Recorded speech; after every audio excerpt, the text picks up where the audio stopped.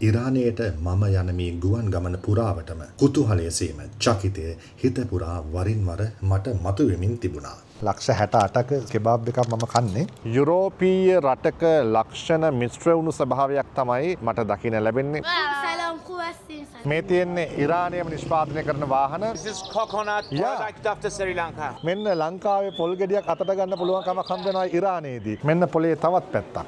Very fresh original Iranian saffron. Kilo එකක් ලක්ෂ 6යි. දෙලුම් ගෙඩි 8ක් දාලා තියෙන්නේ. ඩොලර් 1යි. රෝහල් ශල්‍යාගාරයකට අවශ්‍ය කරන සියලුම උපකරණ ඉරානය තුල නිෂ්පාදනය කරනවා. දැඩි සත්කාර ඒකකයට අදාළ කරන සියලුම උපකරණත් ඉරානය විසින්ම නිෂ්පාදනය කරනවා. ඉරානයේ මේ රොබෝරු හදන්නේ ළමයිගේ ඉගෙන ගැනීම පහසු කරන්න. හරි යන තැන්. ඉරානයේ ටෙහෙරන් අගනගරයේ බලා ගමන් කිරීමේ අරමුණ ඇතුව මම මේ රැඳී සිටින්නේ ඩුබායි ජාත්‍යන්තර ගුවන්තොටුපළේ. ඉරානයේ පුරා දවස් 7ක් සංචාරය කිරීමේ මගේ ගමන අද මං ආරම්භ කරන්න සූදානම් වෙනවා. කොළඹ ඉඳලා පැමිණි ගුවන් යානය ඩුබායි ගුවන්තොටුපළ වෙත පැමිණියා.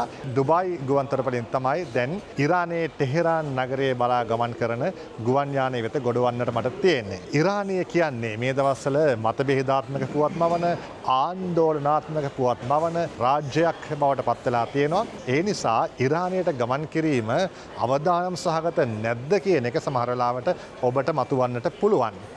ඔබට වගේම මටත් ඒ ප්‍රශ්නය තියෙනවා. ඒ වගේම තමයි මගේ ළඟින් ඇසුරු කරන මගේ හිතවතුන් බොහෝ දෙනෙක් මගෙන් ඇහුවේම ඇයි මේ හදිස්සියේ ඉරානයේ බලා යන්නේ කියන ප්‍රශ්නය. ඒකට හේතු දෙකක් තියෙනවා. එකක් තමයි මගේ ප්‍රියතම විනෝදාංශය බවට පත්වන්නේ. විදෙස් රටවල සංචාරය කිරීම. සංචාරයට ඇති කැමැත්ත හින්දාම මම මේ වෙද්දී රටවල් 27ක සංචාරය කරලා තියෙනවා. මේ රටවල් 27ට 70 වතාවට වඩා ගිහිල්ලා තියෙනවා. සමහර රටවල් වලට 10 වතාව 15 වතාව ආදී වශයෙන්. හැබැයි ඒ රටවල් ඔක්කොමත් හරි මේ රටත් හරි මට මේ අත්දැකීම ලබා ගන්න හම්බ වෙන්නේ පළමු වතාවට සහ සුවිශේෂී වාතාවරණයක් පැවති කාලවකවානුවක නිසා. දෙවැනි කාරණාව තමයි මේ සංචාරය සඳහා මට ඇරයුම ලැබෙන්නේ කොළඹ ඉරාන තානාපති කාර්යාලයේ සංස්කෘතික මධ්‍යස්ථානයෙන්. ඔවුන්ගේ ඉල්ලීම බවට පත් වූයේ ඉරානයේ ජනජීවිතය සංස්කෘතිය සහ ඓතිහාසික වටිනාකම සියසින් දැක බලා ගන්නා ලෙස. මේ ආරාධනාව මට ලැබිලා සහ සංචාරය අපි සැලසුම් කරලා ටික කාලයක් වෙනවා. ඒ කාලය ඇතුළත තමයි එකපාරටම ඉරානය ඔස්සේ විවිධ ප්‍රවෘත්ති නිර්මාණය වන්නට පටන් ගත්තේ. නමුත් මම කල්පනා කළා සැලසුම් කළ පරිදිම මේ සංචාරයේ මම නිරත වෙනවා කියලා. අද පටන් ඉරානයේ තුල මම ගෙවන දවස් 7 තුල ගතවන හැම දවසක්ම මතුවන හැම මොහොතක්ම හමුවන හැම කෙනෙක්ම යන එන හැම තැනක්ම මට සුවිශේෂී දෙයක් බවට පත් වේවි. අමතක නොවන අත්දැකීමක් බවට පත් වේවි.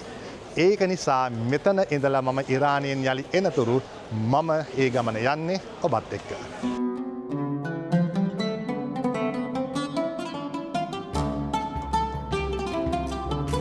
දැන් මම සූදානම් ඉරානයේ ටෙහෙරාන් නගරයේ බලා ගමන් කරන ගුවන් යානයට පිවිසෙන්නට. මේ ගුවන් යානයේ මීට පැය 4කට කලින් තමයි යන්න නියමිතව තිබුණේ. හැබැයි ඒ ගුවන් යානයේ අවසන් මොහොතේදී අවලංගු කෙරුණා. ඉරානය පිළිබඳව විවිධ පුවත් නැවෙන වකවානුවක මේ විදිහට ගුවන් ගමනක් එක්වරම අවලංගු කරුණාම තරමක චකිතයක් හිතට ඇති වුණා. නමුත් හොයලා බලද්දී කාලගුණ ගැටලුවක් නිසා තමයි මේ ගුවන් යානය අවලංගු කරලා තියෙන්නේ. ඉරානයේ සිට පැමිණෙන ගුවන් යානය පමණක් නෙවෙයි, එම කලාපයේ සිට පැමිණෙන ගුවන් යාන කිහිපයක්ම අවලංගු කරලා තිබුණා. හැබැයි ඊට පැය 4කට පස්සේ අපිට ඉරානයේ ටෙහෙරාන් නගරයට යන ගුවන් යානයට ගොඩවන්නට දැන් අවස්ථාව ලැබිලා තියෙනවා. එහෙමනම් ජීවිතයේ වෙනස්ම අලුත්ම සංචාරය අපි ආරම්භ කරමු මේ ගුවන් යානයට ගොඩවීමත් එක්කම. ඉරානය බලා ගමන් කරන 100කට ආසන්න ගුවන් මගින් පිරිසක් යානයට කෙමෙන් කෙමෙන් ගොඩ වුණා. ඒ අතර ඉරාන ජාතිකයන් වගේම විදේශිකයනුත් සැලකිය යුතු පිරිසක් ගුවන් යානය තුළ සිටියා. ඩුබායි ජාත්‍යන්තර ගුවන්තොටුපළේ සිට පැය 2කුත් විනාඩි 20ක කාලයක් ගත වෙනවා ඉරානයේ ටෙහෙරාන් ජාත්‍යන්තර ගුවන්තොටුපළ වෙත ළඟා වීමට. විවිධ මතභේදාත්මක සහ ගැටලු සහගත පුවත් ඇසෙන ඉරානයට මම යන මේ ගුවන් ගමන පුරාවටම කුතුහලය සේම චකිතය හිත පුරා වරින් වර මට මතුවෙමින් තිබුණා. පැය 2කට පමණ පසු මේ විදිහට ගුවන් යානය ඉරානයේ ටෙහෙරාන් නුවර අහස කරා ළඟා වුණා. ඒ වෙද්දී රාත්‍රියේ උදා වෙමින් තිබුණ ටෙහෙරාන් අගනගරයේ විදුලි එළි දැල්වී ඇති අයුරු ගුවන් යානයේ මගේ කවුළුවෙන් මේ විදිහට ඈතින් පේන්න පටන් ගත්තා. ඉන් මිනිත්තු කිහිපයකට පසු යානය ඉරාන ගුවන් තොටුපළට ළඟා වුණා. We hope that you enjoyed your flight today. මුළු ලෝකෙටම පහුගිය මාසයකටත් කිට්ටු කාලයක් පුරාවට පුවතක් බවට පත් වුණු ඉරානයට දැන් ගුවන් යානය ළඟා වී අවසానයි. මේ ඉරානයේ ටෙහෙරාන් ජාත්‍යන්තර ගුවන් තොටුපළ තරමක නිහඬ සහ කාර්යබහුල නොවන ස්වභාවයක් ගුවන් තොටුපළේ දකින්න තිබුණා. විදේශිකයන් සඳහා වෙන්වුණු ආගමන අංශයෙන් මගේ අනන්‍යතා ලිය කියවිලි පරීක්ෂා කොට ඉතා කෙටි වේලාවක් තුළ ඉරානයට ඇතුල් වීමේ අවසර මුද්‍රාව ඔවුන් මට ලබා දුන්නා.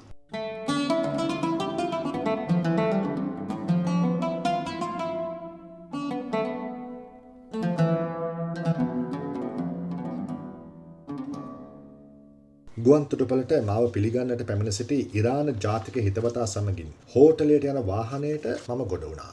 මාත් එක්ක මේ ඉරාන ගමනට ශ්‍රී ලාංකික සමාජ මාධ්‍යවේදිනියක් වන රිනෝෂා ෆාතිමා හිතවතියත් ආරාධනා ලබා සිටියා.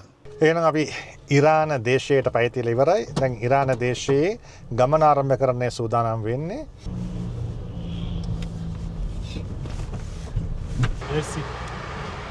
අපිට හෝටලේ වෙත ගමන් කරන්න පැය එකකුත් විනාඩි 30කට ආසන්න කාලයක් ගුවන් තොටුපළේ සිට ගත වුණා.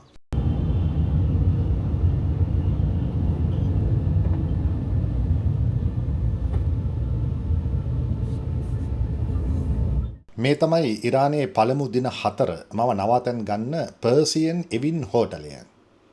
මැනවින් පහසුකම් තියෙන තරු පන්තියේ සුවිසල් හෝටලයක්. මිත්‍රශීලී පිළිගැනීමකුත් හෝටලයට ගිය අවස්ථාවේදී අපට හිමි වුණා. දැන් වෙලාව රෑ 9යි ටෙහෙරාන් වල ඉරාන් වල රෑ 9යි කියන්නේ ලංකාවේ රෑ 11යි. පැය දෙකක වෙනසක් තියෙනවා. ඉරානය ලංකාවේ වෙලාවට වඩා පැය දෙකක් පිටිපස්සෙන් ඉන්නේ. මම දැන් යන්නේ මගේ කාමරය හොයාගෙන. 3 වෙනි මහලේ 301 කාමරය. පිළිවෙල සහිත දැකුම් කළු කාමරයක් මා වෙනුවෙන් ඔවුන් සූදානම් කරලා.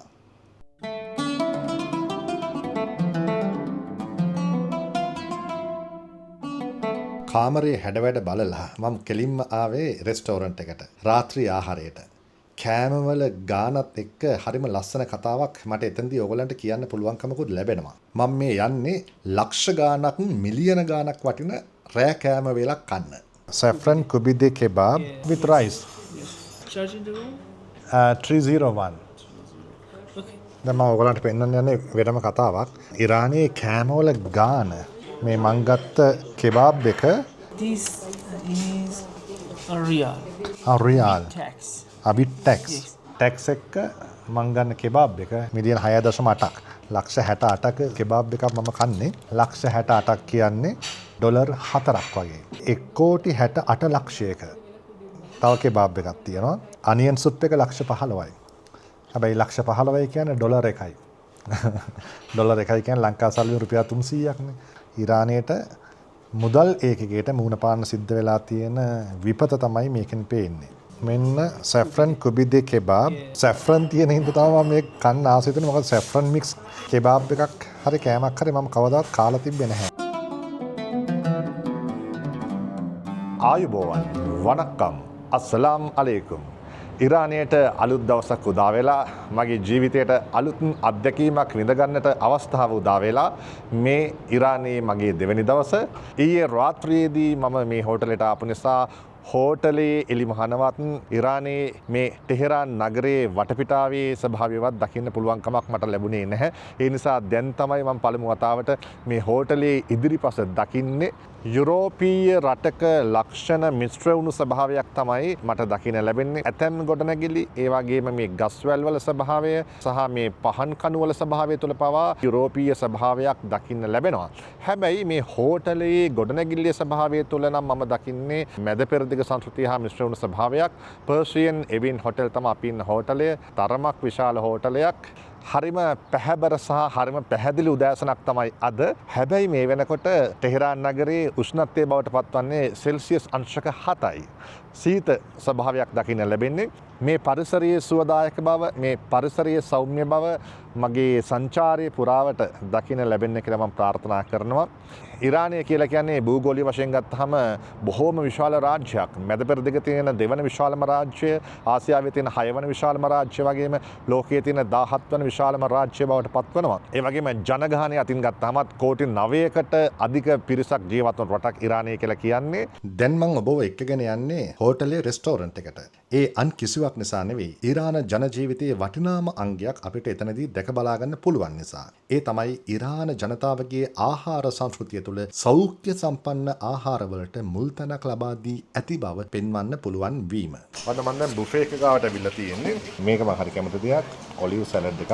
ඒකත් මම අනිවාර්යෙන් බෙදා ගන්න ඕන. නිවිති දාලා හදපු ඔම්ලට් එකක්. ලෙන්ටිල් පරිප්පු තියෙනවා. ඊට පස්සේ මෙතන බීන්ස් ස්ටූ එකක් තියෙනවා. ඊට පස්සේ මෙතන තියෙනවා බොයිල් වෙජිටබල්. ඒකේ හතු සහ බොන්චි.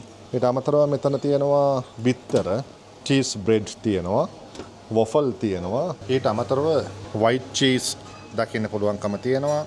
ඊට පස්සේ ලැක්ටික් චීස් තියෙනවා, වෝල්නට් චීස් එක තියෙනවා, බල්ගේරියන් චීස් එක තියෙනවා. විවිධ වර්ගවල චීස් කිහිපයක්ම දකින්න පුළුවන්කමක් තියෙනවා උදෑසන ආහාරයට. අතන ඔලිව් සලාදයක් තිබ්බා වගේ මෙතන වෙනම ඔලිව් ගෙඩි තියෙනවා. මෙතන තියෙනවා මුද්දරප්පණන් තියෙනවා. ඊට පස්සේ විවිධ ධාන්‍ය වර්ග, කඩල වර්ග, ඇට වර්ග දකින්න පුළුවන්කමක් තියෙනවා රටකජු ඇතුළු. ඊට අමතරව රටින්දි තියෙනවා වර්ග කිහිපයක්ම. ඊළඟට සැලඩ් එකක් තමයි හදා ගන්න ඕන නම් ඒකට ඕන කරන එළවලු කිහිපයක්ම දකින්න පුළුවන්කමක් තියෙනවා මේ විදිහට ෆ්‍රෙෂ් එළවලු. පළතුරු සලාදයකුත් ඔවුන් සූදානම් කරලා තියෙනවා. ඊටත් අමතරව ලෙමන් තියෙනවා, ඇපල් තියෙනවා. තව ඉවර නෑ. පීනට් බටර් තියෙනවා. මේ ඇවිල්ලා රට ඉඳි සිරප් එකක්. ෆෘට් යෝගට් එකක් තියෙනවා. විශේෂම දේ තමයි මෙතන මේ තියෙන්නේ මී පැණි වර්ග. මේ ඔරිජිනල් හනි, ඔරිජිනල් මී පැණි, ඔරිජිනල් ෆ්‍රෙෂ් මී පැණි ඉරානයේදී ලාභදායීව සහ පහසුවෙන් ගන්න පුළුවන්කම තියෙනවා. මොන දේ කළත් අපි නිරෝගීව ඉන්න ඕන. නිරෝගීව ඉන්න නම් සෞඛ්‍ය සම්පන්නව අපි කටයුතු කරන්න ඕන. සෞඛ්‍ය සම්පන්නව කටයුතු කරද්දී ආහාර කියන අංක එක ආහාර සංස්කෘතිය කියලා කියන්නේ රටක අනන්‍යතාවක් නේ. එතකොට මේ වගේ විශේෂ තැනකදී මේ ආහාර පෙන්වීම තුළ සංස්කෘතියක් පෙන්වන්න පුළුවන් වෙන්නේ. සායි රටේ අනන්‍යතාවක් පෙන්වන්න පුළුවන් වෙන්නේ. සායි වගේ පණිවිඩයක් කියා ගන්න පුළුවන්. ඒ නිසා මට මේ පෙන්වන්න ඕන උනේ දැන් මේ වගේ ආහාර වේලක් ගැනීම තුළින් ඇත්තටම මොනතරම්නම් ඇඟට වටිනකමක් ලැබෙනවද, සෞඛ්‍ය සම්පන්න බවක් ලැබෙනවද කියන පණිවිඩය මේ බුෆේ එක පුරාවටම තියෙනවා. ඒක හරි වටිනවා. ඉතින් පළවෙනි දවසේ මෙහෙම අත්දැකීමක් ලබන්න පුළුවන් වීම.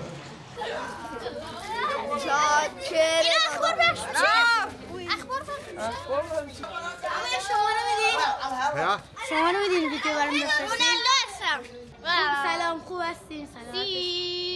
بگو خوش اومدی به ایران. خوش اومدی به ایران.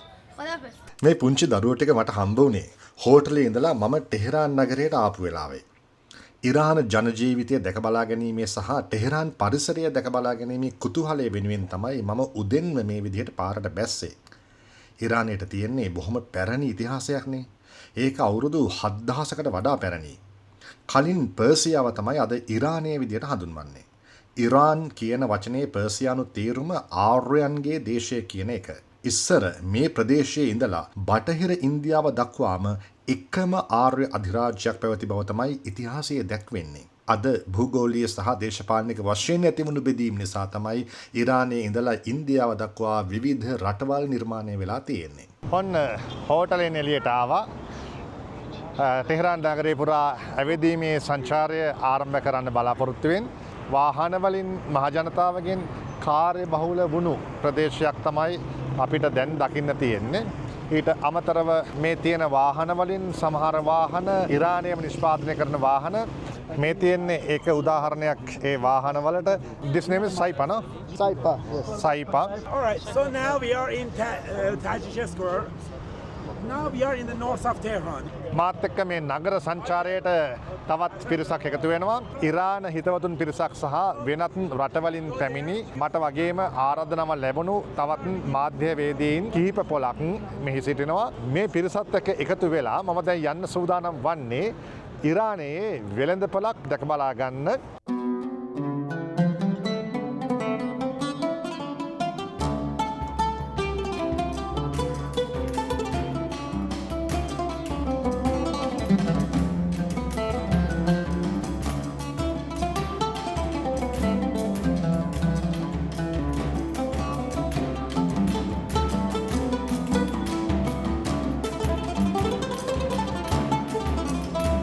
ලක්ෂ 60 ගානක් 70 ගානක් වටින කෑම එකක් මං ඊයර කෑවේ. හැබැයි එතකොට ඒක අපි අර රුපියල් කියන එකත් එක්ක ඔලුවට ගත්තාම බුදු අම්මෝ කියලා කියවෙනවා.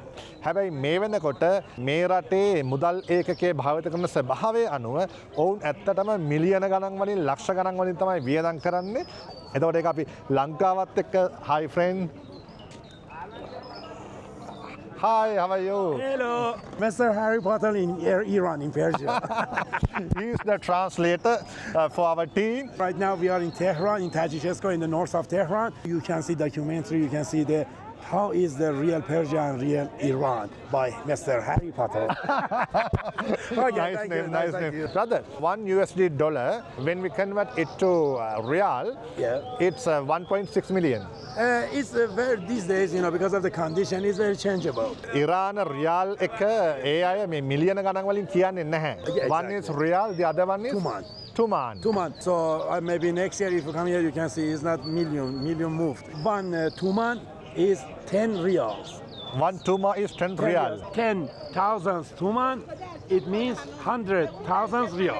Oh, Yeah, I very know that. complicated. So that's why we want to remove the zero. Yeah, okay. It's a half a kilo, 450. 450 is tuman, see? How much in USD? It's almost, for half a kilo, almost $3. Yeah. Right, got the real idea. Thank you so much. Dollar 3ක් කියලා කියන්නේ රුපියල් 900ක්. අපි ලංකා සල්ලි වලින් ගත්තොත් 900ක් 1000ක් අතර. එතකොට ඉරානයේ ස්ට්‍රෝබෙරි ග්‍රෑම් 500ක් ලංකාවේ සල්ලි වලින් රුපියල් 1000කට ආසන්නයි. Brother, I am from Sri Lanka. Sri Lanka. Yes. This is coconut Yeah. product of the Sri Lanka. Oh, really? Yeah. මේ ලංකාවේ පොල්. මේ ලංකාවේ පොල්. ෂා. මෙන්න ලංකාවේ පොල් ගෙඩියක් අතට ගන්න පුළුවන් කමක් හම්බ වෙනවා ඉරානයේදී.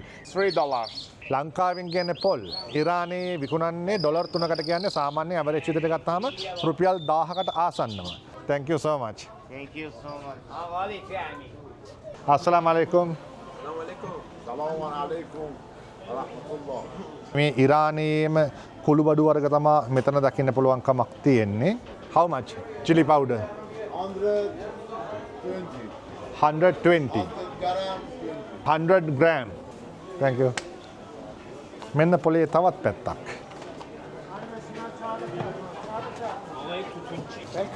Sabzi. سبزی داد vegetariana بخورن کیف کنن. Where are you from? Sri Lanka. Oh, Sri Lanka. Welcome to Iran. Thank you so much. Thank you. Yeah, one cent for money, please. ඔන්න මට දුන්නා මේ කාලා බලන්න කියලා.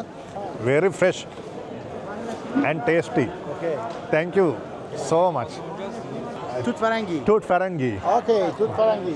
Toot Farangi. توت فرنگی. What is that? That name this. Ah, that name. Strawberry. Persia. හා. පර්ෂියා වලින් මේකට කියන්නේ පර්ෂියා වලින් ස්ට්‍රෝබෙරි වලට කියන්නේ toot farangi. توت فرنگی. ඉරානය කියලා කියන්නේ කෘෂිකර්මාන්තය අතින් ඉදිරියෙන්ම සිටින රටක්. ලෝකයේ එළවලු නිෂ්පාදනය අතින් 5 වෙනි තැන හිමි කරගන්නේ ඉරානය. වාර්ෂිකව එළවලු ටොන් මිලියන 20ත් 30ත් අතර ප්‍රමාණයක් ඔවුන් නිෂ්පාදනය කරනවා. ඉරානයේ රැකියා නියුක්තකයන්ගෙන් සහ ආදායම් ලබන්නන්ගෙන් 15%ක්ම කෘෂිකර්මාන්තයෙන් තමයි ඔවුන්ගේ ආදායම් සරි කරගන්නේ. කාන්තාර වලින් අඩුවක් නැති ඉරානය වනාන්තර වලින් වගේම කෘෂිකර්මාන්තයට සුදුසු ප්‍රදේශවලිනුත් හොඳින්ම සමන්විත රාජ්‍යයක්. විවිධ වර්ගවල රට ඉඳි දකින්න තියෙනවා. රට ඉඳි කඩයක් ගාව මම දැන් ඉන්නේ.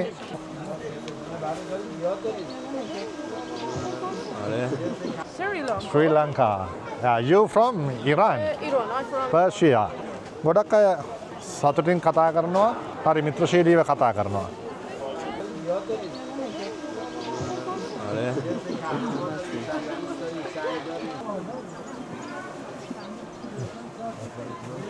Saffron. Wow. This is original Iranian saffron. قائنات. A city of Iran. Best quality. How much is this? Irani kam saffron. 1 gram 390. How much? $2.3. 1 gram. I can rupial 600ක් වගේ වෙනවා gram එකක්. Original saffron. Is this normally 1 gram? ඔන්න මෙන්න 1 gram එකක් සාමාන්‍යයෙන් gram එකක් රුපියල් 600ක් වෙනවා. එතකොට කිලෝ එකක් ලක්ෂ 6යි. සැෆ්‍රන් කියලා කියන්නේ ඉරාන ජාතිකයන් ඔවුන්ගේ කෑමට බීමට හැම දෙයකටම යොදා ගන්නවා. ඒ නිසාම දොමන්දා ඔවුන් බොහෝ අයගේ සමේ වර්ණය හරිම පැහැපත් බවක් සහ හරිම පිරිපුන් බවක් තියුණු බවක් දකින්න ලැබෙනවා. කොහොමවත් මේ ආපු වෙලාවේදී අරගෙන යන්න ඕන සැෆ්‍රන් ටික ගාන ඇහුවට කොච්චරක් ගන්නවද කියලා හිතා ගන්න බෑ. පොඩ්ඩක් ඒ ගැන කල්පනා කරලා බලන්න ඕනේ. හැබැයි ගෙනියන්නම ඕනේ කොහොම හරි. Thank you so much. You're welcome. ලෝකයේ හොඳම සහ උසස්ම තත්ත්වයේ සැෆ්‍රන් තියෙන රට විදියට සැලකෙනෙත් ඉරානය. ඒ වගේම තමයි ලෝකයේ සැෆ්‍රන් අවශ්‍යතාවෙන් 90%ක්ම සම්පූර්ණ කරන්නේ ඉරාන සැෆ්‍රන් වලින්. මම යන්න කලින් මෙයාට පොරොන්දු වුණා අනිවාර්යයෙන්ම මේ මම මෙතනට ඇවිල්ලා දෙලුම් එකක් බීලා යනවා කියලා කිව්වා. ඩොලර් 1යි ගාන රුපියල් 300යි. ඉරානයේ දෙලුම් රස දෙලුම් අලුත් දෙලුම් ඒක නිසාම තමයි මට මේක බොන්න ඕන කියලා හිතුනේ. Right brother, let's make it. 1 2 3 4 my goodness. හතරක් දැම්ම දැනට. පහයි 5 දැනට 5ක් දැම්මා 6යි 6 7යි ගෙඩි 7ක් දාලා තව දානවා ඕ ගෙඩි 8ක් සාමාන්‍යයෙන් අපි මවල ගන්නකො ලංකාවේ දෙලුම් වල ඇත්තටම ලංකාවේ දෙලුම් හරි අඩුයිනේ ඒකත් එක්ක වෙන්නේ නැති ගාන කොච්චර වැඩිද මෙන්න Thank you. මෙන්න ඉරානයේ රසම රස දෙලුම් එකක් දෙලුම් ගෙඩි 8ක් දාලා තියෙන්නේ. ඩොලර් 1යි. ඩොලර් 1ට හෙවත් රුපියල් 300ට දෙලුම් ගෙඩි 8ක් එක්ක ෆ්‍රෙෂ් විදියට මෙහෙම බොන්න හම්බ වෙනවා කියන එක හරිම වටිනවා.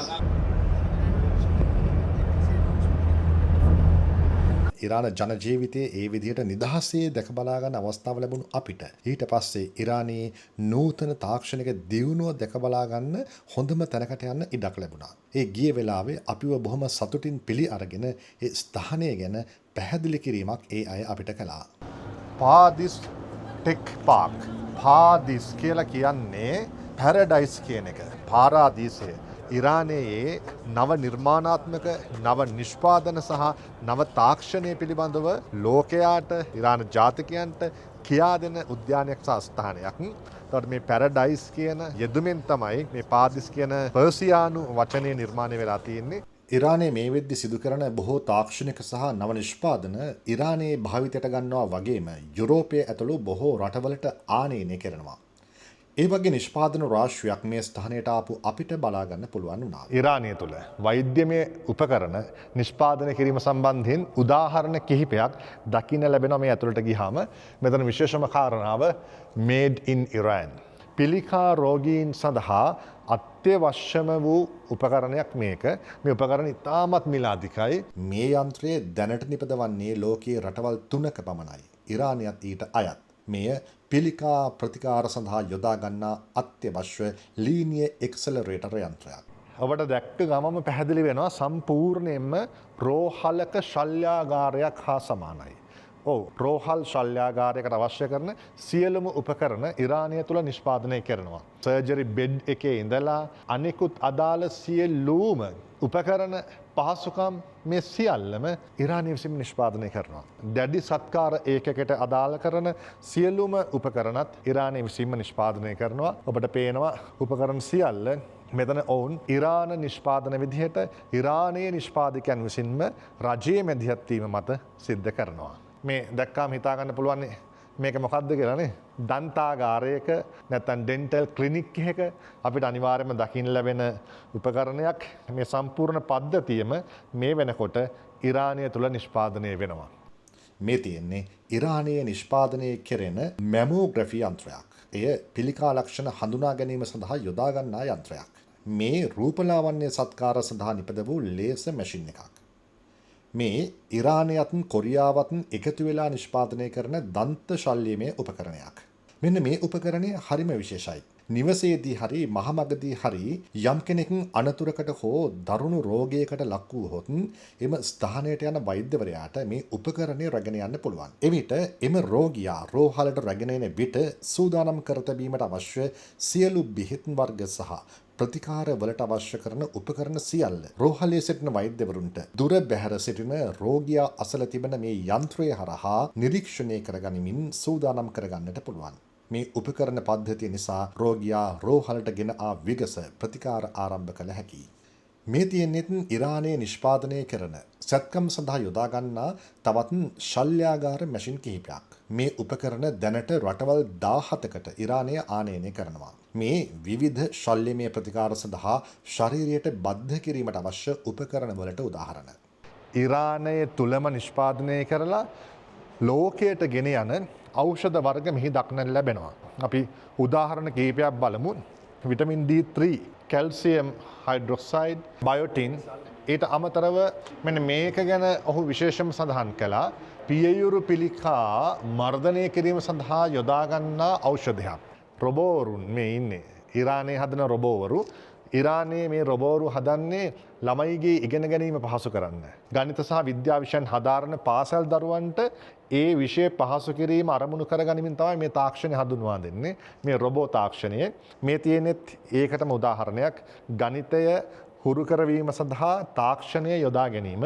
මෙතන තියෙනෙත් විශේෂතාවක්. මදසරු භාවය සම්බන්ධයෙන් ලෝකයේම අවධානය යොමු වෙලා තියෙනවා.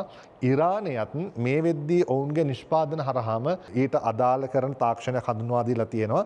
දරුඵල අහිමි මව්වරුන්ට කාන්තාවන්ට දරුඵල වර්ධනය කර ගැනීම සඳහා භාවිත කරන තාක්ෂණයට අදාළ ප්‍රධානම උපකරණයක් තමයි මේක. මේ විදිහට පාදිස් ටෙක්නෝ පාක් එක මුල් කරගනිමින් ඉරානයේ නිෂ්පාදනය කරන නූතන තාක්ෂණයට අදාළ මෙවලම් රාශියක්ම අපට එහිදී දැක බලා ගැනීමට හැකියාවක් ලැබුණා. ආර්ථිකමය වශයෙන් ඉරානයට පවතින ජාත්‍යන්තර සම්බාධක නිසාම ඇතැම් නූතන තාක්ෂණික මෙවලම් ඉරානයට ගෙන ඒමට අවකාශයක් ලැබෙන්නේ නැහැ. ඒ නිසාම තමයි ඉරානය තමන්ට අවශ්‍ය කරන උපකරණ මේ විදිහට නිෂ්පාදනය කරගැනීමේ ක්‍රියාවලිය ආරම්භ කර තිබෙන්නේ. ඊට පස්සේ මේ විදිහට අපි හැමෝම සමූහ ඡායාරූපයකටත් පෙනී ඉඳලා ඒ ස්ථානයෙන් පිටවන් වෙලා ටෙහෙරාන් නගරය බලා පිටත් වුණා.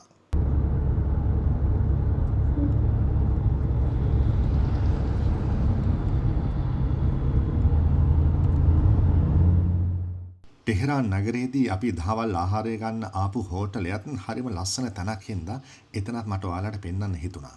මේ මම ඉරානයේ ගත කරන දෙවෙනි දවසනේ.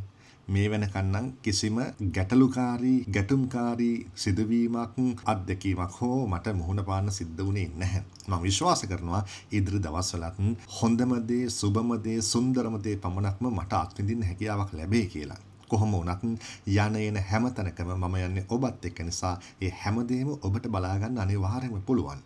මම ඊළඟට යන එන තැන් හැමදේම ඊළඟ වැඩසටහන් වලින් මම ඔබට පෙන්වන්නම්. එහෙමනම් අද හෙටම තවත් වැඩසටහනකින් අපි ඉරානයේ ඉඳන් හම්බ වෙමු.